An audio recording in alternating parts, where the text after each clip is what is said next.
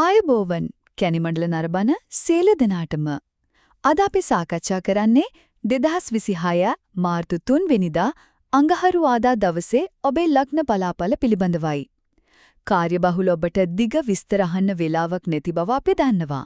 ඉතින් අද දවසේ ඔබේ කාලයයි ශ්‍රමයයි හරියටම කළමනාකරණය කරගන්න අවශ්‍යම වෙන ප්‍රධාන කරුණු තුනක් ගැන අපි දැන් කෙටියෙන්ම බලමු.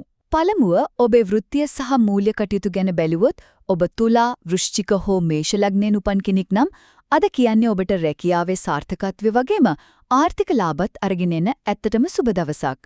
හැබැයි ඔබ කන්‍යා හෝ මීන ලග්න හිමියෙක් නම් අනවශ්‍ය වියදම් පාලනය කරගන්න එක ගැන අද ගොඩක්ම සැලකිලිමත් වෙන්න ඕන හොඳද? දෙවනුව සබන්ධතා සහ sannivedanaya පැත්තෙන් ගත්තොත් අද දවසේ ඉවසීම කියන දේ අතිශයින්ම වැදගත්.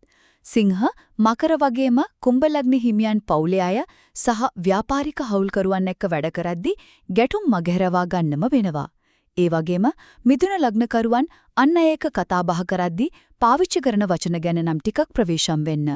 අවසාන වශයෙන් සෞඛ්‍ය සහ තීරණ ගැනීම ගැන කතා කළොත් ඔබ කටක හෝ මකර කෙනෙක් නම් කිසිම වෙලාවක හදිසි තීරණ ගන්න එපා. කේන්ති ගන්න එකනොත් සම්පූර්ණයෙන්ම වළකින්න. වෘෂභ සහ කුම්භායට වැඩ නිසා පොඩි පීඩනයක් දැනෙන්න පුළුවන්.